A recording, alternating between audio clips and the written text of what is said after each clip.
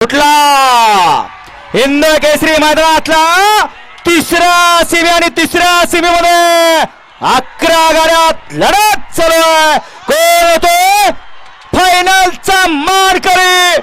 अतिशय सुंदर अशी लढत चालू आहे. शेवटच्या क्षणी अतिशय सुंदर अशी लढत नाही, शेवटच्या क्षणी बाजी मारली. आदतनं इतिहास घडवला का. डोळ्याचं पारणं फिटणारा आल्याचा खारचा साज बकासुराने बाब्या आणि पडलेल्या साईटला होता सुलतान आणि शहाणा कारतूस. लढत झाली अट्टी आणि तठीची.